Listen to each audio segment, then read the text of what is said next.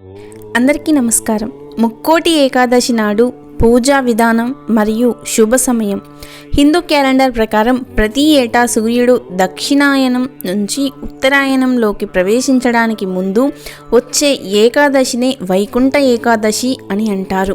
పురాణాల ప్రకారం శ్రీ విష్ణుమూర్తి గరుడ వాహనంపై ముల్లోకాల నుంచి ముక్కోటి దేవతలతో కలిసి భూలోకంలోకి అడుగుపెట్టి భక్తులందరికీ దర్శనమిస్తారు. అందుకే ఈ ఏకాదశిని ముక్కోటి ఏకాదశి అంటారు. వీటి గురించి అష్టాదశ పురాణాల్లో స్పష్టంగా వివరించబడింది. ఈ పవిత్రమైన రోజున స్వర్గానికి మార్గం తెరుచుకుంటుందని చాలామంది విశ్వాసం. ఈ పర్వదినాన ఉపవాసం ఉంటే వేల సంవత్సరాల పాటు చేసిన తపస్సు ఫలితాలొస్తాయని చాలామంది నమ్మకం. ఈ సందర్భంగా వైకుంఠ ఏకాదశి ఉపవాస తేదీ, పూజా విధానం, ప్రాముఖ్యతలేంటో ఇప్పుడు తెలుసుకుందాం. వైకుంఠ ఏకాదశి అంటే ఏమిటి? ఎవరైనా మోక్షం పొందాలంటే ఉత్తర ద్వార దర్శనం చేసుకోవాలని పండితులు చెబుతారు. మార్గశిర మాసంలో పౌర్ణమికి ముందు వచ్చే ఏకాదశినే ఉత్తర ద్వార దర్శన ఏకాదశి, ముక్కోటి ఏకాదశి, వైకుంఠ ఏకాదశి అని పిలుస్తారు. ఈ పవిత్రమైన రోజున అన్ని దేవాలయాల్లో ఉత్తరం వైపు ఉన్న ద్వారం నుంచి భక్తులకు దర్శనం సౌకర్యం కల్పిస్తారు. ఇలా దర్శించుకున్న వారికి మోక్షం లభిస్తుంది.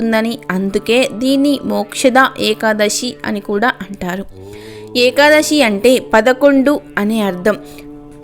అంటే 5 కర్మేంద్రియాలు, 5 జ్ఞానేంద్రియాలు, మనసు కలిపి మొత్తం 11 వీటిపై నియంత్రణ ఉంచుకొని వ్రత దీక్షను చేయటమే ఏకాదశి అర్థం. ఉత్తర ద్వార దర్శనం ఎందుకంటే వైకుంఠ ఏకాదశి రోజున శ్రీ మహావిష్ణువును ఉత్తర ద్వారం నుంచి దర్శించుకోవాలని చాలామంది ఆరాటపడుతుంటారు. వైకుంఠం తలుపులు తెరుచుకునే ఈ పర్వదినాన శ్రీహరి ముక్కోటి దేవతలతో భూలోకానికి వచ్చి భక్తులతో దర్శనమిస్తాడు.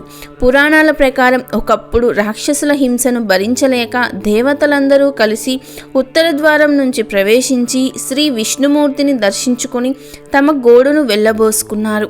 అప్పుడు శ్రీ మహావిష్ణువు అనుగ్రహించి రాక్షసుల బాధ నుంచి విముక్తిని కలిగించాడని, అందుకే ఉత్తర ద్వార దర్శనం చేసుకుంటే మనల్ని వెంటాడుతున్న సమస్యలన్నిటికీ పరిష్కారం లభిస్తుంది ని భక్తుల నమ్మకం.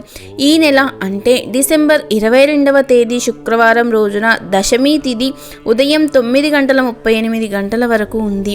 ఆ తర్వాత నుంచి ఏకాదశి తిథి ప్రారంభమవుతుంది. మరుసటి డిసెంబర్ 23న శనివారం రోజున ముక్కోటి ఏకాదశి ఉదయం 7:56 వరకు ఉంటుంది. అయితే సూర్యోదయం తిథిని పరిగణలోకి తీసుకుంటారు కాబట్టి ముక్కోటి ఏకాదశి డిసెంబర్ 23న జరుపుకుంటారు. పూజా విధానం. వైకుంఠ ఏకాదశి రోజున సూర్యోదయం కంటే ముందుగా నిద్రలేచి స్నానం చేయాలి. ఉపవాస వ్రతం ప్రారంభించి మీ ఇంట్లోని పూజా మందిరంలో విష్ణుమూర్తి ఫోటో లేదా విగ్రహం ఎదుట నెయ్యి దీపం వెలిగించి ధ్యానం చేయాలి. విష్ణు పూజ చేసే సమయంలో తులసి